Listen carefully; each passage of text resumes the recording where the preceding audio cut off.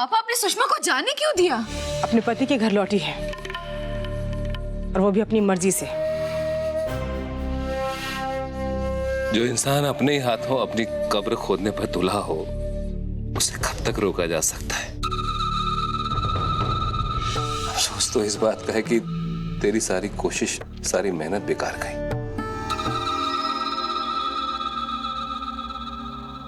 नहीं पापा, मैं उससे फिर से बात करूंगी। ज्योति एक बात कहूं,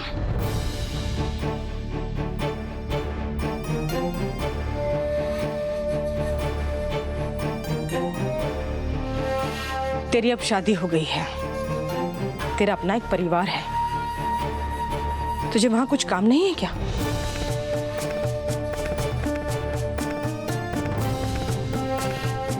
तू क्यों सुषमा की जिंदगी में दखलंदाजी दे रही है?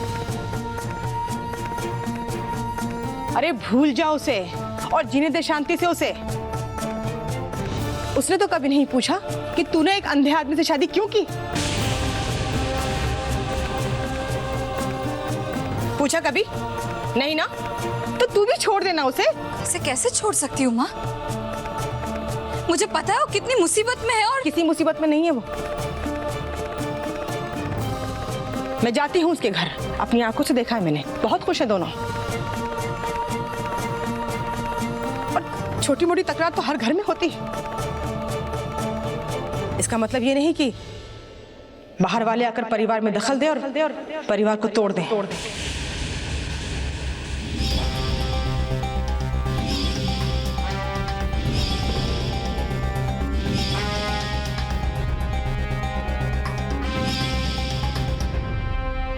बाहर वाला? मैं बाहर वाली हूँ और उसका परिवार तोड़ रही हूँ? माँ क्या हो गया आपको? कैसी बातें कर रही हैं आप? ठीक कह रही हूं मैं। क्यों उसकी जिंदगी में दखलंदाजी कर रही है? क्यों? तुझे समाज सेवा का शौक है ना, तो कहीं और जाके कर। अमीर घर की बहू है ना, एक संस्था खोल ले। बहुत सारी औरतें मिल जाएंगी तुझे समाज सेवा करने के लिए, लेकिन मेरी बेटी को तेरी मदद की जरूरत नहीं है।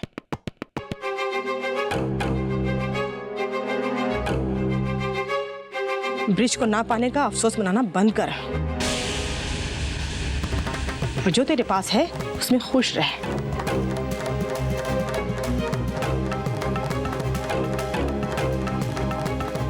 और मेहरबानी करके मेरे बेटी और दामाद का पीछा छोड़ दे, समझी तू?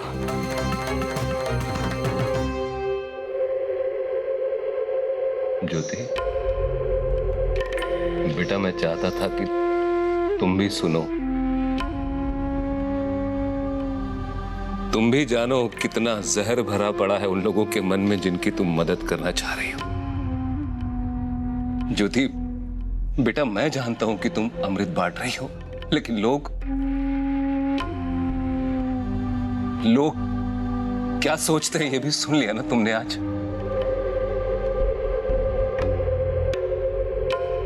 अब मैं तो कहता हूं सच कह रहे हैं, बिल्कुल सच कह रहे हैं कि तुम होती कौन हो उनकी खुशहाल जिंदगी में दखलंदाजी करने वाली। वो खुशहाल है वो लोग, वो देख के आई। क्यों उन लोगों के लिए अपना वक्त बर्बाद कर रही है जिन्हें तेरी कोई कदर ही नहीं? बेटा, ये वक्त उन्हें दे जो इसके लायक है, जिन्हें इसकी कदर है। तू जा बेटा।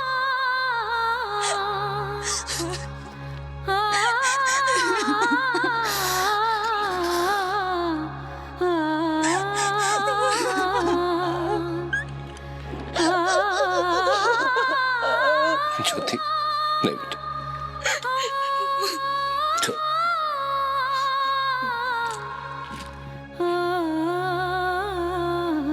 माँ, आपने कहा, मैंने सुन लिया। आप लोगों ने ही सिखाया है ना मुझे, जो करो सही करो। मैं मरते दम तक सही ही करूंगी। ठीक है, सुषमा की जिंदगी में दखल अंदाजी नहीं करूंगी मैं, लेकिन उसे ऐसे बर्बाद होते हुए नहीं देख सकती मैं। शायद आपसे ज्यादा थपकियां दे देकर सुलाया मैंने उसे। आपको लगता है वो मेरी सौतेली बहन है, लेकिन ये बात तो मुझे कुछ दिन पहले ही पता चली ना। 18 सालों तक मुझे नहीं पता था कि वो मेरी सौतेली बहन है। मुझे यही लगता था कि वही मेरी सगी बहन है। हर मुमकिन कोशिश करूंगी मैं सुषमा को बचाने की। ये अभी बने हुए रिश्तों के लिए मैं 18 साल नहीं भूल सकती। चाहे फिर आप मेरे लिए कुछ भी बोले, कुछ भी सोचे मेरे बारे में, सुषमा को बर्बाद नहीं होने दूंगी मैं। 18 सालों का दिल का रिश्ता है, खून का फर्क भी नहीं बदल सकता उसे। और ये बात आप भी समझ लीजिए।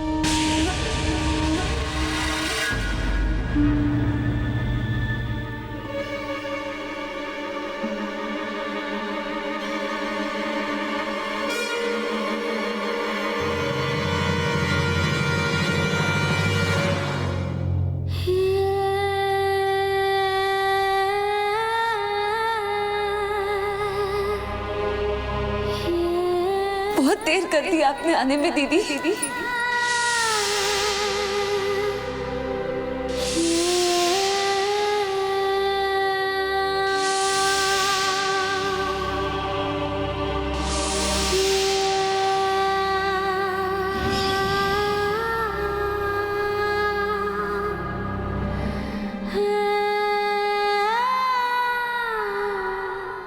आपको जान के बहुत खुशी होगी कि आपकी प्यारी छोटी बहन सुरक्षित अपने पति के पास वापस आ गई है।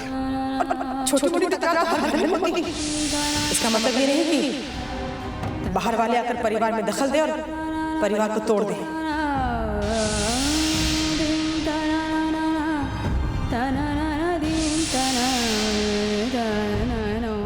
अब अपने दिमाग से बृद्धि का ख्याल निकाल दीजिए। अरे आपको आपका प्यार नहीं लगा, उसने मेरी क्या किया है? कुछ भी हो, कोई मेरे बारे में कुछ भी कहे, मैं सुषमा को बचा कर रहूंगी। नहीं बर्बाद होने दूंगी उसे। नहीं।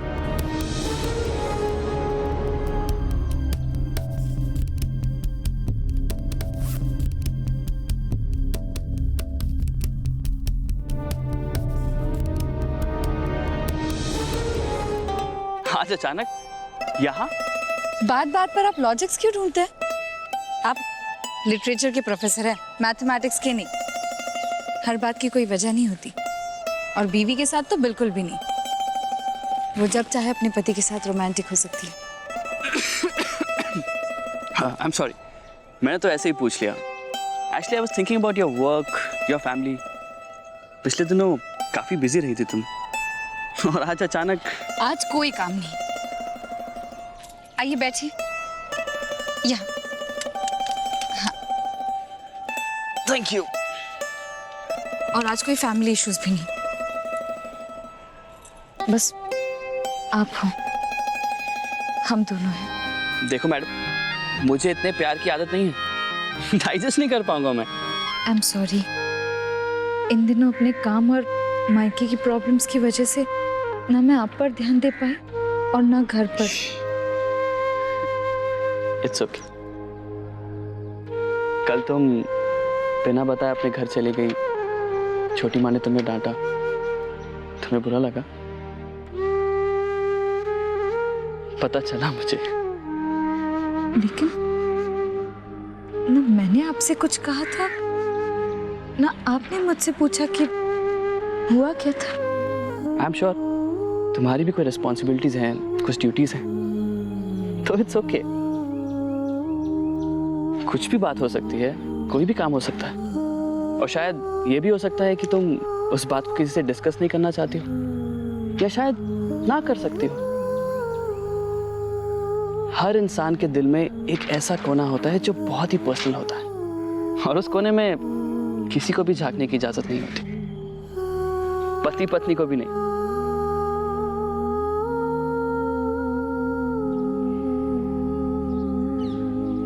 बहुत सुकून मिलता है आपके कंधे पर सर रखकर।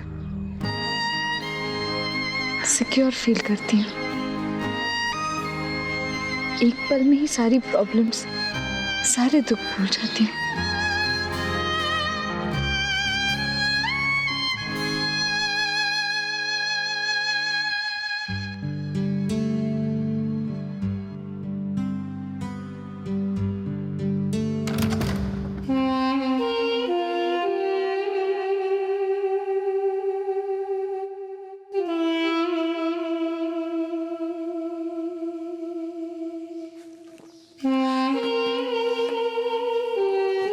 अरे आप शराब क्यों पी रहे? अरे बस थोड़ी सी पी, वो कुछ यार दोस्त मिल गए थे ना, तो बस थोड़ी सी, ज्यादा नहीं। लेकिन आपको पता है ना ये लत ठीक नहीं है। फिर वही किट मैं मना कर क्या लाया, और प्यार की तो बातें क्या बोलती, अब सर पे चढ़ के बैठेगी। हाँ बाबा जानता हूँ ठीक नहीं है, लेकिन मैं रोज रोज थोड़ी पीता हूँ। वो तो थोड़ा सेलिब्रेट कर रहा था। देखो, एक तो मैं ज्योति के चंगुल से बच गया, और दूसरा मुझे पता चल गया कि मैं बीमार नहीं हूँ, इसलिए थोड़ी खुशी में हो गया। देखिए आपकी सेहत के लिए ठीक नहीं है, लाइए दीजिए मुझे। अरे क्या कर रही हो, ये थोड़ी सी तो बची है, वहां रखो, टेबल पे रखो, रखो टेबल पे। ये सब क्या है? जी वो आपको कोई बीमारी नहीं है, तो इसलिए मैं भी बहुत खुश हूँ। इसीलिए आपकी पसंद की चीजें बनाई। अच्छा, कल तो मैं ऑफिस नहीं जाना, थक गई होगी, ये सब क्या? जी वो मैं आपसे इस बारे में बात करने ही वाली थी। किस बारे में? वो मैंने नौकरी छोड़ी।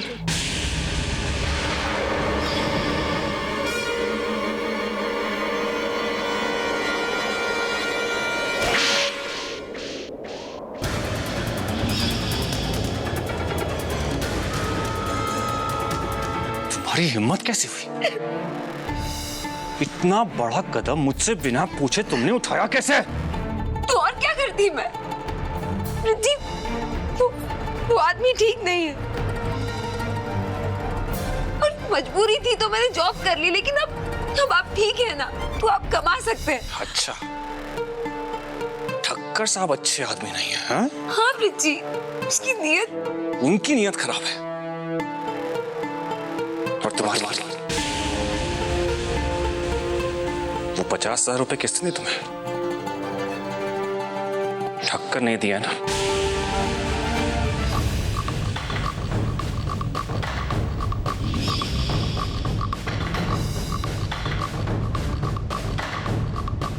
मैं झूठ बिल्कुल बर्दाश्त नहीं करूंगा सुषमा। सच सच बताओ, तुमने ऐसा क्या किया जो उसने तुम्हें 50,000 रुपए दिए? बोलो, मैं बताऊं? ठक्कर के साथ सोई थी।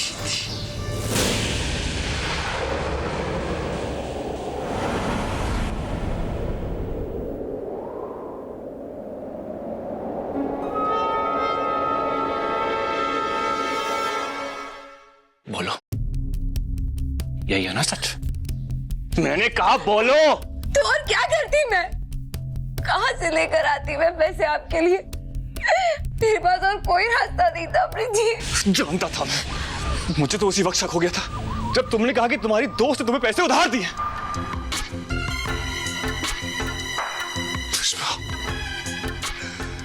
मेरी बीवी ने पैसों के लिए खुद को बेच दिया, किसी गैर आदमी के साथ सो गई वो।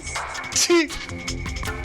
क्यों सुषमा, क्यों किया तुमने ऐसा? जी मैंने जो कुछ भी किया आपके लिए किया, मेरे पास और कोई रास्ता नहीं बचा था। कहाँ से लेकर आती मैं पैसे आपके इलाज के लिए? और अगर आपको कुछ हो जाता? अरे मर ही जाता तो अच्छा था। वैसे भी अभी सोच कर अंदर ही अंदर मरने वाला हूं मैं। जब भी तुम्हारी तरफ देखूंगा मुझे वो ठक्कर याद आएगा। अभी बताऊंगा तुम्हारी मम्मी को, मैं अभी बताऊंगा। उन्हें पता चले कि उनकी बेटी ने क्या किया है। इतना बड़ा धोखा हुआ मेरे साथ। नहीं ब्रिजी, प्लीज प्लीज मम्मी को कुछ मत बताना ब्रिजी। मेरी मम्मी जान नहीं देगी अवधि। ब्रिजी प्लीज मेरी मम्मी को कुछ मत बताना। प्रीति प्लीज किसी को कुछ मत कहना प्लीज।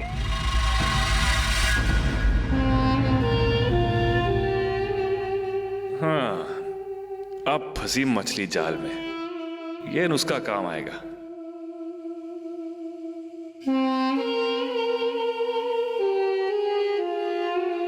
अब इस बात का फैसला तुम्हारे घर वाले ही करेंगे। प्रीति प्रीति प्लीज प्लीज प्रीति उन्हें कुछ मत बताइए प्रीति, ऐसा मत करिए प्रीति प्लीज। प्रीति प्रीति प्लीज ऐसा मत करिए प्लीज, किसी को कुछ मत बताइए प्रीति।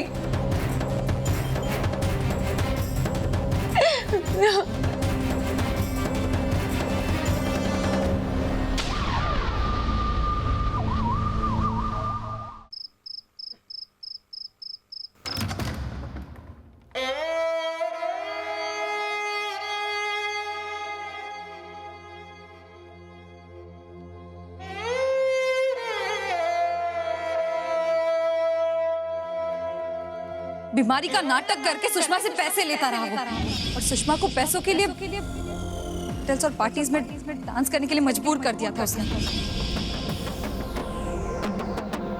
ज्योति ने मुझे अकेले मिलने के लिए बुलाया था, भागना चाहती थी मेरे साथ। मैं अपनी ज्योति के बारे में तुम्हारे मुंह से कोई बकवास नहीं सुनना चाहता। मैं आज यहाँ नहीं होता ना तो मैं तेरी जबान खींच लेता कमीने।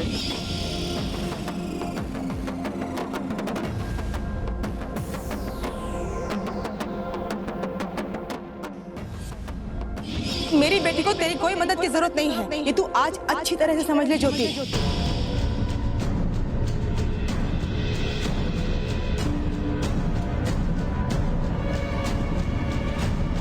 और सुषमा को पैसों के लिए होटल्स और पार्टीज में डांस करने के लिए मजबूर कर दिया था उसने। पूछे कि वो मुझसे मिलने आई थी, भागना चाहती थी। क्यों उन लोगों के लिए अपना वक्त बर्बाद कर रही है जिन्हें तेरी कोई तो हर घर में बीमारी का नाटक करके सुषमा से पैसे लेता रहा। यह है ब्रिज के मेडिकल रिपोर्ट्स, उसकी सच्चाई। मेरी बेटी को तेरी कोई मदद की जरूरत नहीं है, ये तू आज अच्छी तरह से समझ ले ज्योति। एक मतलब ये नहीं कि बाहर वाले आकर परिवार में दखल दे और परिवार को तोड़ दे।